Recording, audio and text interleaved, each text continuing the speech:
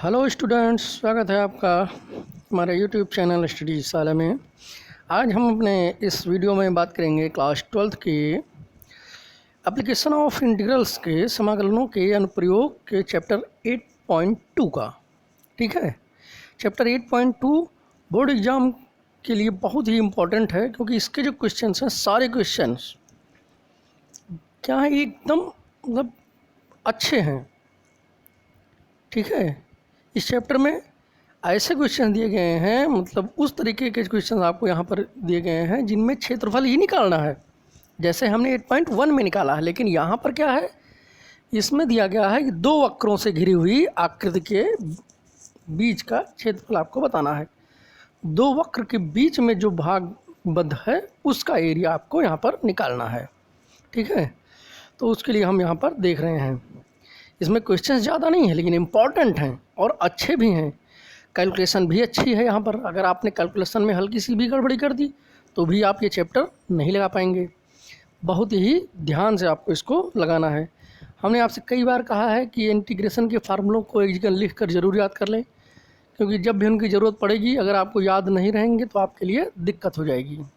ठीक है, और यहाँ पर उनकी ज़रूरतें पड़ रही हैं। तो चलिए हम आज का अपना पहला क्वेश्चन लेते हैं। हमारा पहला क्वेश्चन है, परवलय x square is equal to 4y और वृत्त 4x plus 4y square is equal to 9 के मध्यवर्ती क्षेत्र का क्षेत्रफल ज्ञात करो। मतलब हमें उस क्षेत्र का क्षेत्रफल निकालना है जो परवलय x स्क्वायर बराबर 4y और वृत्त 4x plus 4y is equal to 9 के बीच में बंधा हुआ हो। ठीक है, मतलब इन दोनों से ज़रूर बंधा हुआ हो।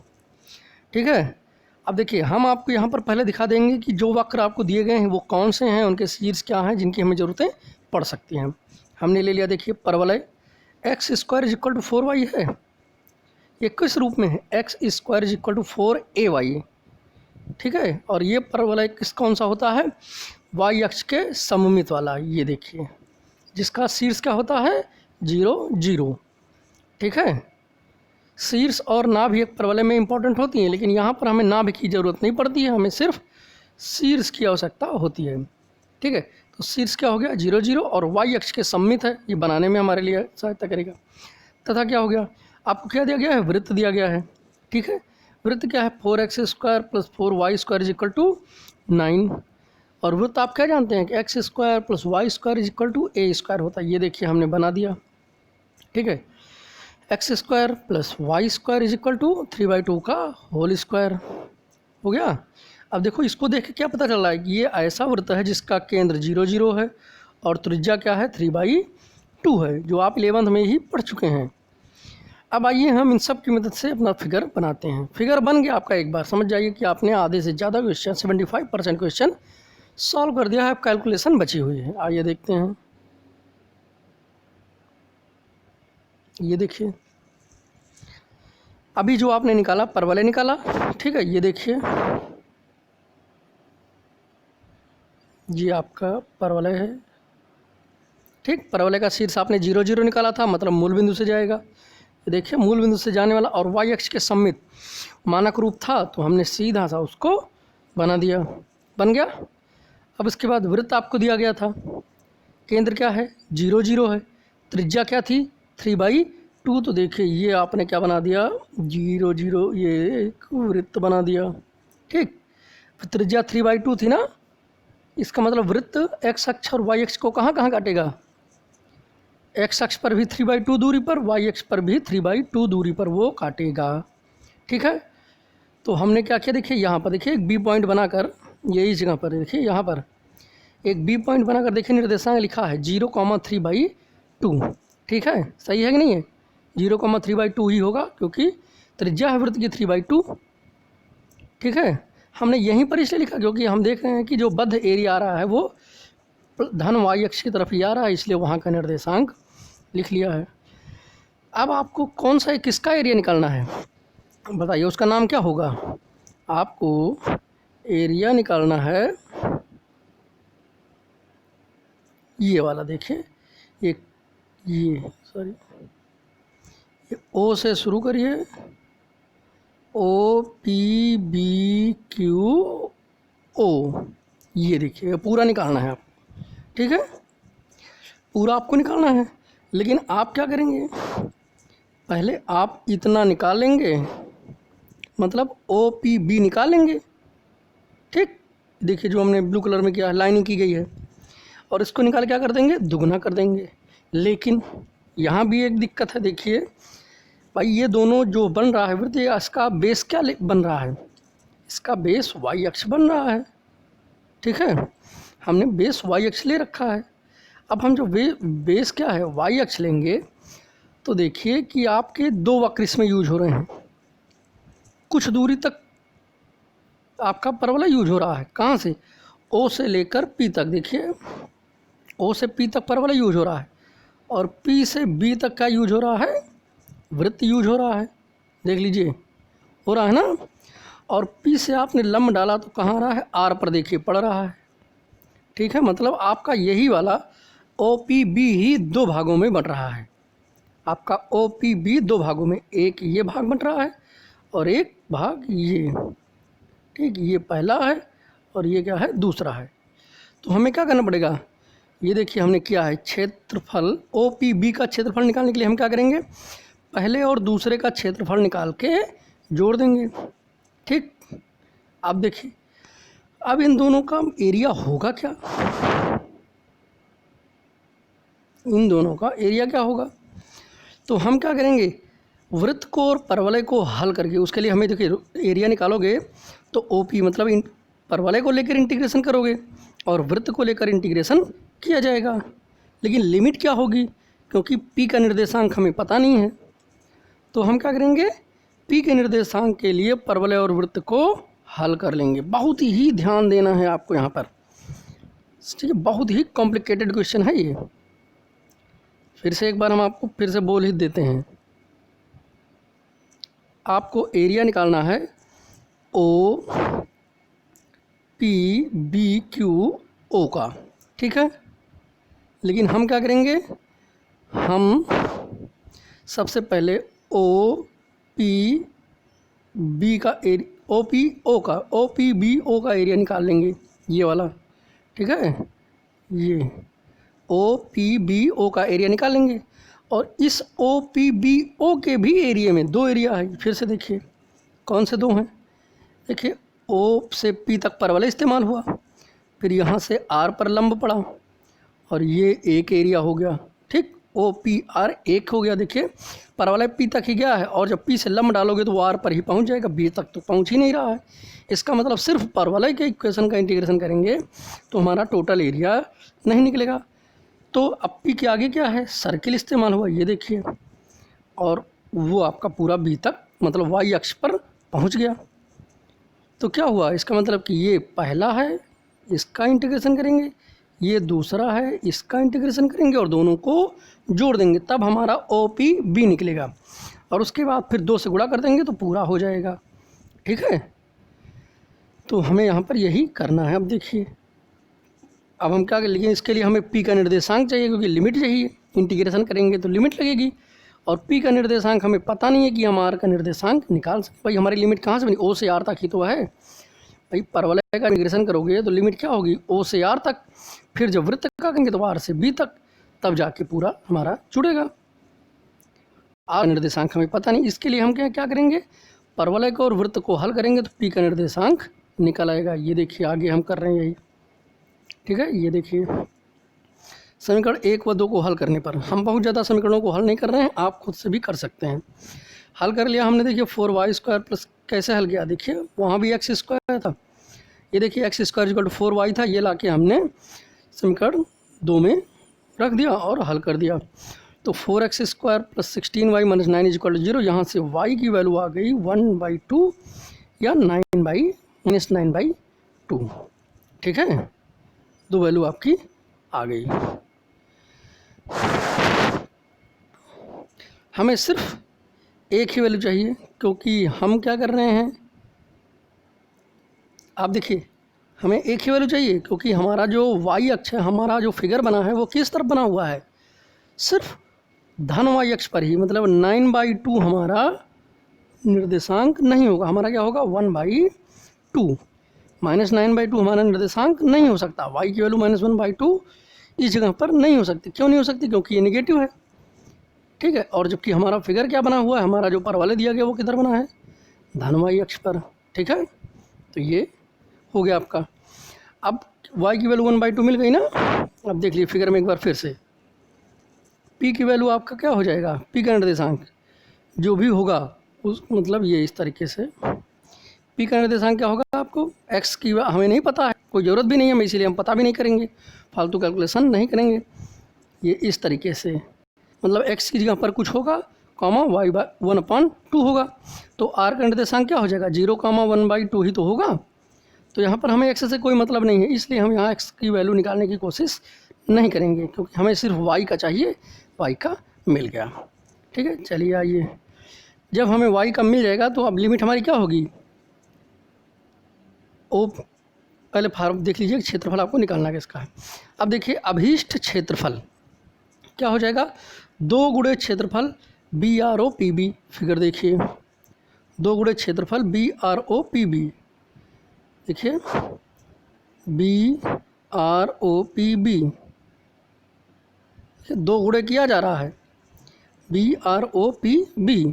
कॉपी में फिगर बना लीजिए तब आपको ज़्यादा क्लियर होगा, ठीक है। उसके बाद उसका दुगना BROPB, इसका दुगना कर देंगे, ये अपने आप पूरा हो जाएगा ना। जब दुगना करोगे तो ये भी ऐसे हो जाएगा, ठीक। यही चीज़ें की गई हैं।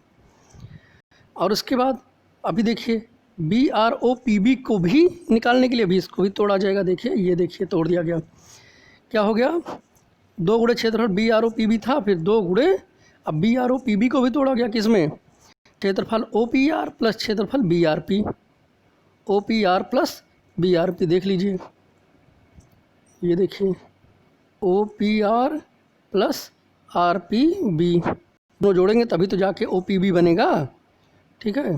हो गया। OPR की लिमिट क्या होगी, देखिए बेस आपने y अक्ष ले रखा है, तो OPR की लिमिट क्या होगी, 0 से 1/2, और RPB की लिमिट क्या होगी, 1/2 से 3/2 होगी, ठीक है। यही हम यहाँ पर भी देखिए लगाएंगे, ये देखिए 2 गुणे 0 to 1/2 की लिमिट है F1y। यहाँ देखिए अब हम आपको कई तरीके से करके दिखा देते हैं, आप कहीं भी कोई कन्फ्यूजन ना रहे। यहाँ हमने F1y लिख दिया क्योंकि आपने क्या लिया है, देखिए y अक्षाधार लिया है ना, इसका मतलब क्या बनेगा, x बराबर इक्वेशन बनेगा, और उसे हम क्या कहते हैं, F1y बोलते हैं, फंक्शन ऑफ y, ठीक है, या x बराबर, और प्लस 1/2 to 3/2 F2y। भाई पहला आपने F1 किसको कहा, देखिए और ऊपर आपने इक्वेशन माना होगा कहीं, देखिए इक्वेशन हमने माना है, पहला माना है हमने परवलय को, मतलब पहले वाले जो में परवलय वाले का समीकरण रखा जाएगा और दूसरे वाले में वृत्त का।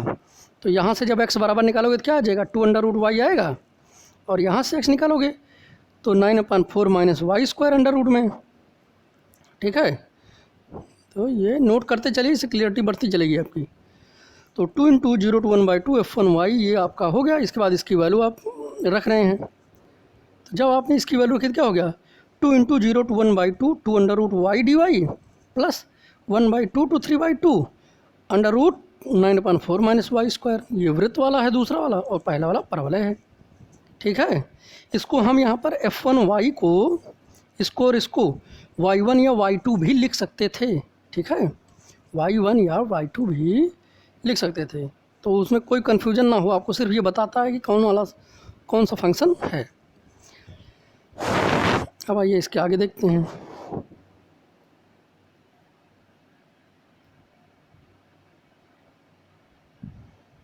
बहुत लंबा क्वेश्चन है ये, क्यों, क्योंकि कई जगह बार इसको जोड़ा गया फिर।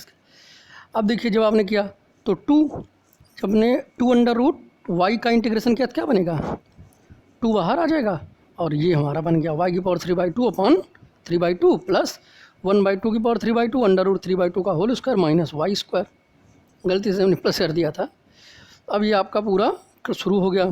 4 × 2/3, 3/2 था तो ऊपर जाएगा 2/3 हो जाएगा, 2 मल्टीप्लाई हो जाएगा, और y⁴/2 और लिमिट आपकी 0 to 1/2 की हो गई प्लस। अब देखिए ये भी एक फार्मूला है, आपको याद होगा √a² माइनस x²। फार्मूला ज़रूर याद होना चाहिए, अगर फार्मूला नहीं याद है इंटीग्रेशन में तो समझ जाइए कि आपने बहुत बड़ी गलती की है। अब 2 इंटीग्रेशन ऑफ 2 और ये क्या हो जाएगा, अब इसका फार्मूला होता है x/2 √a² minus x² plus a/2 sine inverse x/a। ठीक है, ये इसका होता है क्या, √a² माइनस x² होता है x/2 √a² minus x² plus a²/2 sine inverse x/a। ठीक है, तो यहाँ देखिए हमारे x की जगह पर y है और a की जगह पर 3/2 है, तो ये हमारा बन गया y/2 √9/4 माइनस y² प्लस 9/8, ये हो गया आपका। ठीक है, लिमिट 1/2 to 3/2। अब देखिए इसका 8/3 ये हो जाएगा और इसने हमने लिमिट लगा दी यहाँ पर पहले वाले में इसको। ठीक, फिर ये देखिए 2 और y/2 में लिमिट लगाई 3/2 का हो जाएगा 3/4। ये 9/4 माइनस 9/4 हो जाएगा, y की जगह पर 3/2 रख रहे हैं upper limit, plus 9/8 sine inverse, जहाँ y था वहाँ 3/2 कर दिया अपर लिमिट, माइनस ये देखिए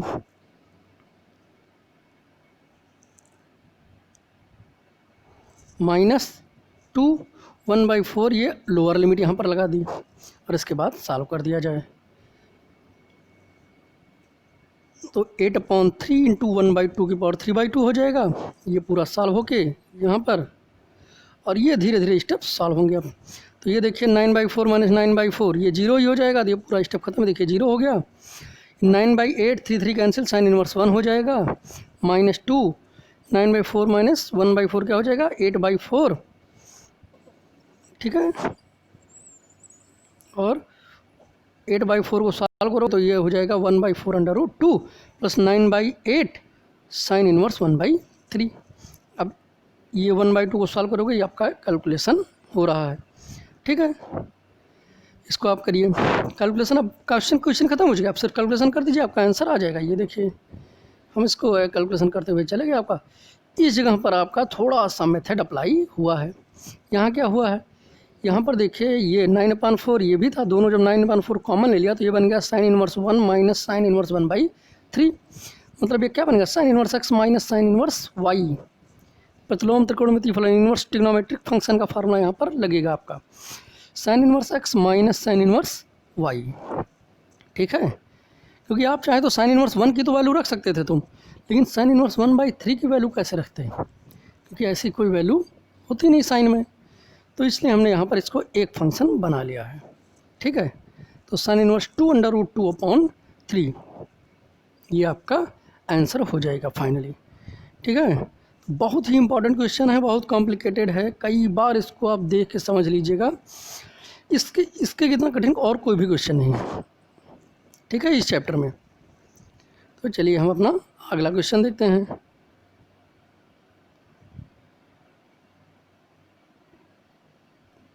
अगला क्वेश्चन है हमारा, वक्र x-1 का होल स्क्वायर प्लस y² = 1 एवं x² प्लस y² = 1 से घिरे क्षेत्र का क्षेत्रफल। तो देख के आपको पता चल जाना चाहिए, पर अगर आप पढ़े हैं तो आपको देख के पता, पहले हमने देखिए लिख लिया वक्र x-1 का स्क्वायर प्लस y² = 1। तो ये देख के क्या दिख रहा है कि ये दिख रहा है कि x² प्लस y² = 1 का रूप, मतलब ये भी एक वृत्त है, और वृत्त है जिसका केंद्र है 1 0। आइए देखिए तुलना करिए तो किस रूप में है, x माइनस h का whole square plus y minus k का होल स्क्वायर = a²। तो h की जगह पर क्या है 1 है, तो और निर्देशांक क्या होता है -h माइनस k, तो इसका निर्देशांक हो जाए आपका 1, 0 तथा त्रिज्या 1 है, वृत्त है। ठीक, ये सब हमने बता दिया। दूसरा वाला तो सेम मान लीजिए एकदम मानक रूप ही है, वो भी त्रिज्या जिसका केंद्र 0 0 और त्रिज्या 1 है। ठीक है, दोनों की त्रिज्याएं समान हैं और केंद्र अलग अलग हैं। अब इनकी सहायता से हम अपना चित्र बना लेते हैं। ये देखिए, ठीक है, जब हमने इसका चित्र बना लिया तो ये देखिए ग्रीन वाला है आपका, ये ब्लैक वाला है आपका पहला। ठीक, और बड़ा कर दें इससे आपको क्लियर दिख समझ जाए, फिगर में समझ में आ जाए। ये है आपका पहला, ठीक है, और ये है आपका दूसरा। ठीक भाई, देखिए पहले वाले का केंद्र था 1,0, दूसरे वाले का केंद्र था 0,0। तो दोनों को हमने बना दिया। दोनों कहाँ काट रहे हैं एक दूसरे को? पी के ऊपर काट रहे हैं, और ये एरिया हमें पूरा बंद मिल रहा है। ठीक है, अब हम क्या करें? यहाँ भी वही चीज़ें हैं, हमें क्या करना है यहाँ पर? ये देखिए,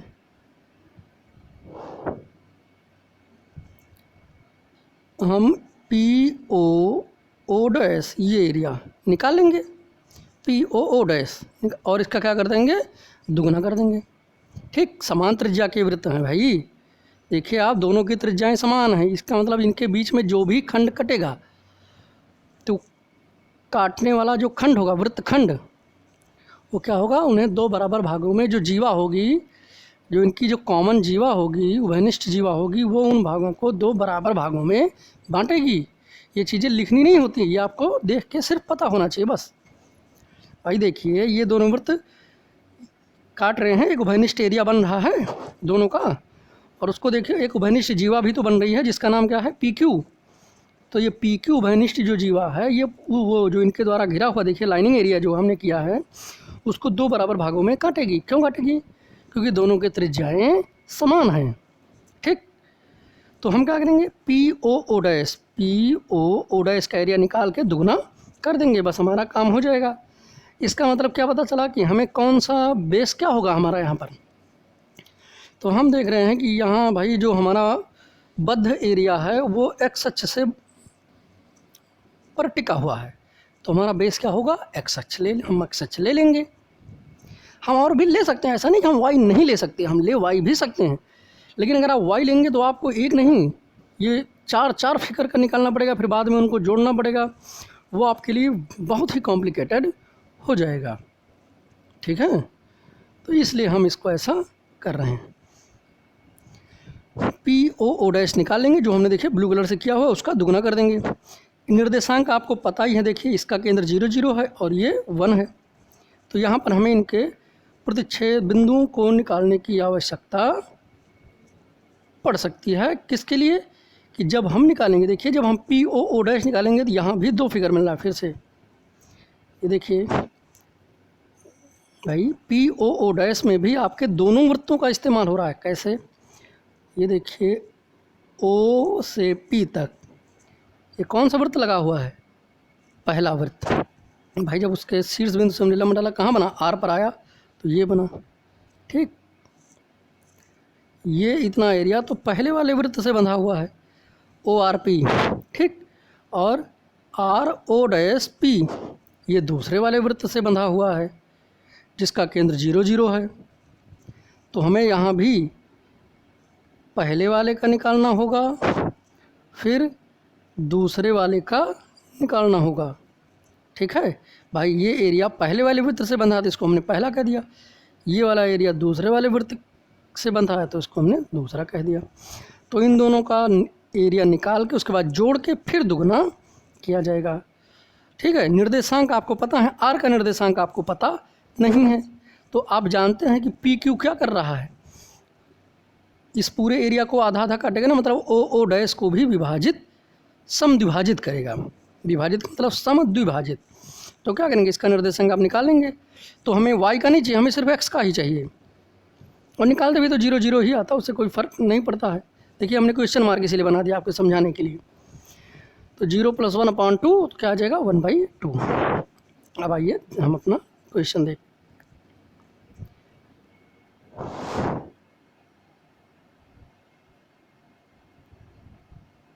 ये देखिए, अभीष्ट क्षेत्रफल क्या हो जाएगा? 2 गुणे क्षेत्रफल पी ओ डैश। पी देखिए ऊपर है, एकदम ऊपर वाला पॉइंट, पी ओ डैश। ठीक है, और नीचे में पी दिख जाए आपको, ये पी ओ डैश देखिए, ये है पी। ठीक, लेकिन पी ओ डैश भी दो भागों में बटा हुआ है, ओ आर पी प्लस क्षेत्रफल आर ओ डैश पी, ठीक है। और दोनों दो वृत्तों से सहायता से हैं, देख लीजिए। तो हमने क्या किया, देखिए इंटीग्रेशन ऑफ 0 to 1/2, देखिए 2 आगे लगा दिया क्योंकि पहले से ही था, उसके बाद फिर से टूटा है वो, तो फिर से तोड़ रहे हैं। तो 2 इंटीग्रेशन ऑफ 0 to 1/2, लिमिट क्या होगी भाई क्यू, ये आर तक आएगी ना, आर तक आएगा, तो लिमिट 0 to 1/2 होगी। फिर दूसरे वाले में क्या होगी, 1/2 to 1 होगी। ये देखिए 0 to 1/2 f1x dx या y1, यहाँ दोनों लिख दिया हमने आपके कन्फ्यूजन को दूर करने के लिए, ठीक है। और दूसरा लिमिट क्या हो जाएगी, 1/2 to 1 हो जाएगी, ठीक है। ये आपका हो जाएगा f1x, मतलब आप देखिए इक्वेशन से देखिए अब इसको भाई, f1 या y1, तो पहला वाला आपने माना है किसको, वहाँ से देख लीजिए आप कि आपने पहला किसको मान रखा था। तो हमने x-1 केंद्र 1 0 वाले को पहला माना था। तो ये देखिए हमने कर दिया 2 0 to 1/2 1 - x-1 का स्क्वायर, भाई y बराबर बनाए, वहाँ पर y बराबर बनाएंगे क्योंकि हमने आधार x लिया है तो y बराबर बनाएंगे। अगर आधार y होता है तो x बराबर बनाते हैं, बार बार हम इस चीज़ को बताते जा रहे हैं। 1, इसके बाद दूसरा क्या हो जाएगा, 1/2 to 1 x² dx, ठीक है। इसका उसके बाद इंटीग्रेशन करिए आप। अभी देखिए दोनों √a² - x² का आप क्वेश्चन खत्म हो गया आपका, अब कैलकुलेशन बची है, दोनों आके बन गए, ठीक है। इसका फार्मूला लगा दीजिए, देखिए तो क्या हो गया, देखिए यहाँ पर x क्या है, x-1 है, तो x-1/2 √1 - x-1 का whole square plus 1/2 sin inverse x-1/1, और ये 2x/2 √1 x² plus 1/2 sin inverse x/a, ये आपका पूरा फार्मूला लग गया। अब आपको यहाँ पर क्या करना है, लिमिट लगानी है और कैलकुलेशन करके इसकी वैल्यू प्राप्त करनी है। ये इतना काम मैं उम्मीद करता हूँ कि आप खुद भी कर लेंगे, ठीक है। इस क्वेश्चन को मैं आपके लिए छोड़ देता हूँ कि इसकी कैलकुलेशन आप लोग करके मुझे कमेंट बॉक्स में कमेंट करेंगे कि आंसर आया कि नहीं है, ठीक है। उम्मीद करते हैं कि आप लोग ये जल्दी ही मुझे भेजेंगे। इसके बाद अगला क्वेश्चन हम अपना ले लेते हैं, आप इसको करिए। हमारा थर्ड क्वेश्चन है, वक्र y = x² + 2 y = x, x = 0 एवं x = 3 से घिरे क्षेत्र का क्षेत्रफल, ठीक है। अब आप देखिए y = x² + 2 है, तो इसको हमने बना लिया x² = y - 2, ये बन गया हमारा परवलय, ठीक। कैसा परवलय, x² बराबर, अगर x² बराबर लिखा है और प्लस में तो धन अक्ष होगा, सम्मित धन अक्ष की होगा, और अगर माइनस होता भी यही, मतलब माइनस ब्रैकेट में y - 2 होता तो ये माइनस y अक्ष के सम्मित होता। तो हमारा क्या है, y अक्ष के सम्मित है परवलय, जिसका शीर्ष क्या है, हाँ एक चीज़, शीर्ष इसका है 0,2 होगा, ठीक है। ये इसका आपका हो गया। इसका परवलय का भी एक मानक रूप होता है x - h का होल स्क्वायर = 4ay - k, तो जहाँ h और k क्या होते हैं, उसके शीर्ष होते हैं। तो फिलहाल आप पढ़े होंगे, आप जानते होंगे, शीर्ष हो जाएगा 0,2, ठीक है, और y अक्ष के सम्मित है। और उसके बाद हमने दूसरा क्या ले लिया, y = x, ये देखिए y = x क्या है, तो y = mx + c से तुलना करें तो ये एक ऐसी रेखा है जो केंद्र से जाती है, ठीक है, और 45 अंश का कोण बनाती है, मतलब बीचों बीच से ये विभाजित करेगी। तो 0 0 से जाने वाली रेखा है, हमें सिर्फ फिगर बनाने के लिए ये सब चाहिए। आइए अब अगला देखते हैं, अपना फिगर देखते हैं इसका। ये देखिए इसका फिगर आप देखिए, ये y = x रेखा हो गई, ये हमारा परवलय हो गया, ठीक है।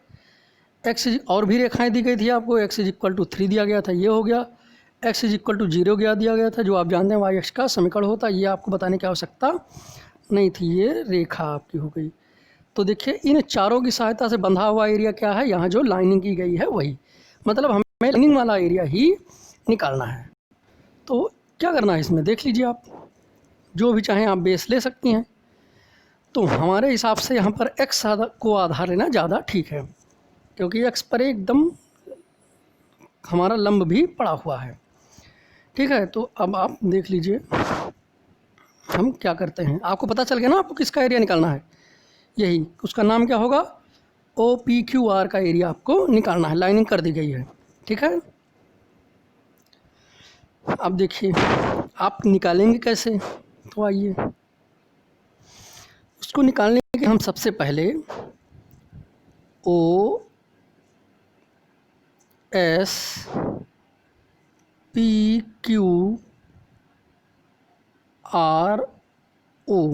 ये एरिया निकालेंगे। ठीक, इतना एरिया भाई x पर यही तो टिका हुआ है, ये एरिया पूरा निकालेंगे बड़ा वाला। इसके बाद OSPO क्या करेंगे, घटा देंगे। अपने आप वो बच जाएगा कि नहीं बच जाएगा। ठीक है, ये हमारा यहाँ पर एम है। अब उसके लिए हमें निर्देशांकों को जिनको जिनको चाहिए वो हम देख लेते हैं। अगर ऐसा कोई निर्देशांक जो नहीं है तो उसको निकाला जाए। तो देखिए इसका शीर्ष 0,2 आपको पता ही था, बिंदुवार का निर्देशांक हमें पता ही है। ठीक है, x = 3 आपको दिया गया था, मतलब ये वाली रेखा, ये देखिए ये वाली रेखा दी ही गई थी। तो s बिंदु का निर्देशांक क्या हो जाएगा, 3,0। ये मूल बिंदु 0,0 है ही, तो आपको लिमिट भी यही O से S तक ही आपको लिमिट लेनी है। तो आपको और किसी निर्देशांक की आवश्यकता नहीं है, इसका मतलब हमें और किसी को हल करने की ज़रूरत नहीं है। अब हम सीधे अपना क्षेत्रफल निकालते हैं। तो आइए क्षेत्रफल निकालते हैं। अभीष्ट क्षेत्रफल देखिए अब क्या हो जाएगा, क्षेत्रफल OSQR, ये देखिए पूरा बड़ा वाला भाई OSQR यही तो है। ठीक, माइनस क्षेत्रफल वक्र OSP, माइनस क्या करोगे, ये वाला, ये हो गया। ठीक, और दोनों का देखिए बेस क्या है, यही तो है। देखा जाए तो दोनों का बेस यही इतना है, OSE। ठीक, मतलब दोनों मैक्सिमम x अक्ष पर OS तक ही जा रहे हैं। मतलब लिमिट हमारी क्या होगी, 0 to 3 की ही लिमिट दोनों में लगेगी यहाँ पर। तो देखिए 0 to 3 y1 dx, मतलब पहला वाला मतलब परवलय। 0 to 3 y2 dx, मतलब रेखा y = x वाला। चलिए आइए, ये देखिए हो गया काम हमारा, फिगर का काम ख़त्म। अब आप कैलकुलेशन करिए सिर्फ। y = क्या था, x² + 2 आ जाएगा आपका।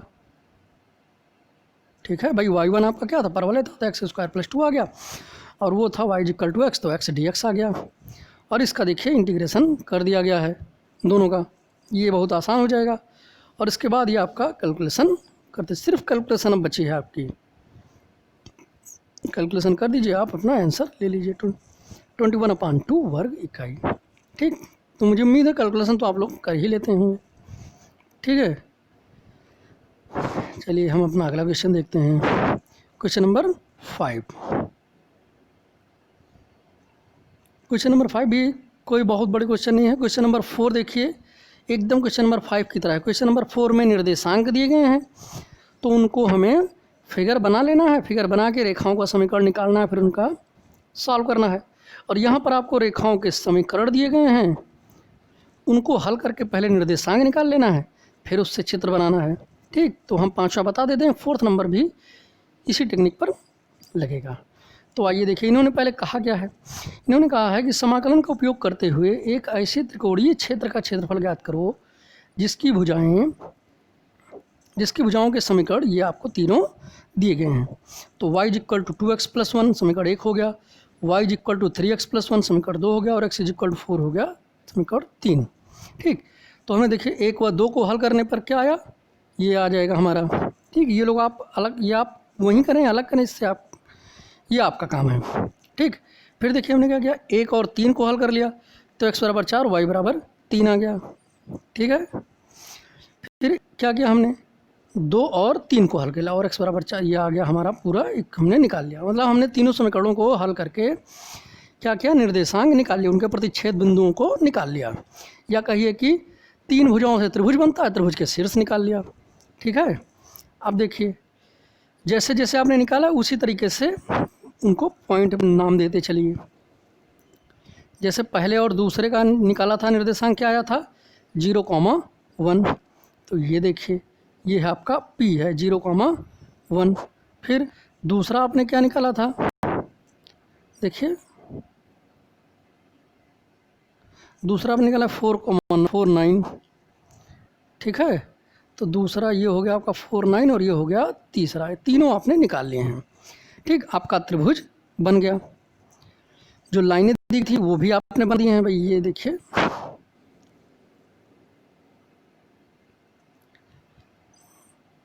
ये पहले दोनों हमने लिख दिए, y = 2x + 1, y = 3x + 1 लिख दिया।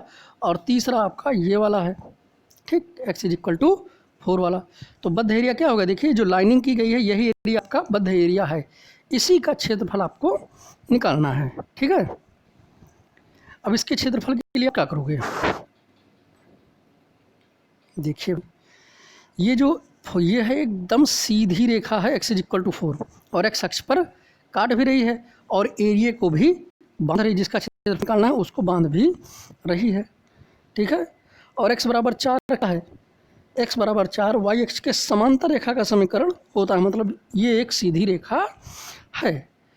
तो हम क्या करेंगे, सबसे पहले हम क्या करेंगे कि हम OLRPO का क्षेत्रफल निकाल लेंगे, बड़े वाले का पूरा OLRPO। ठीक है, बड़े वाले का एरिया निकाल लेंगे और उसमें से OLQPO को घटा देंगे। देखिए बैगनी वाले से पिंक वाले को घटा देंगे तो लाइनिंग वाला एरिया अपने आप बच जाएगा।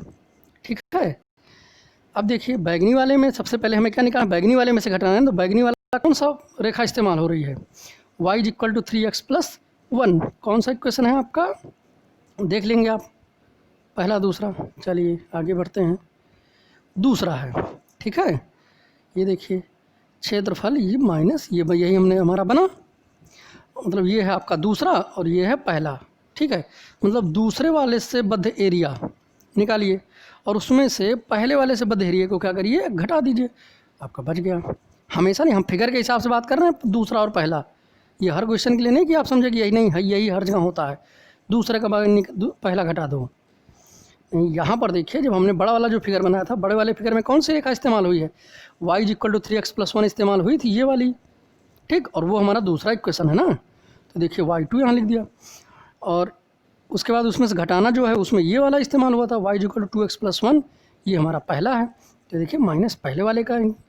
अब इस दोनों का मान रख दिया जाए यहाँ पर, 0 to 4 3x + 1 dx -0 to 4 2x + 1। देखिए दोनों की लिमिट 0 to 4 ही रहेगी। ठीक है, क्योंकि दोनों को यही रेखा तो मिला रही है वो x अक्ष से, x = 4 ही मिला रही है x अक्ष से लंबवत, तो लिमिट क्या होगी, 0 to 4 ही होगी। ये हो गया। अब आपका इनका इंटीग्रेशन कर दीजिए, क्या हो जाएगा, 3x² / 2 + x 0 to 4 -2x² / 2 + x 0 to 4 by integration है, और इसका आसान भी इंटीग्रेशन है। चलिए आइए देखते हैं। अब इसको जब आप सॉल्व करेंगे तो क्या हो जाएगा, 3 × 16/2 + 4, सीधे कैलकुलेशन हो गया आपकी। अब इन्होंने क्या किया है, लिमिट लगा दी और लिमिट लगा के हल कर दिया, आ गया 16/2 या 8 वर्ग इकाई। सिंपल, सारा का सारा इसमें आपका फिगर होता है। अगर आपने एक बार फिगर बना लिया, समझ लिया और लिमिट निकाल ली कि हाँ इस फिगर में ये जोड़ना ये घटाएंगे, बन जाएगा। घटाने के लिए लिमिट जो लगानी है वो लिमिट कहाँ से कहाँ तक होगी, लिमिट हमेशा लंबवत होनी चाहिए। ठीक है, मतलब जहाँ के भी लगनी हो वो लंबवत आना चाहिए आपका, या तो लंब दिया गया हो। वैसे ज़्यादातर आप में देखिए कोई न कोई रेखा ही दे दी गई है जो आपको आसानी से पता चल जाए। ठीक है, तो ये आपका हो गया।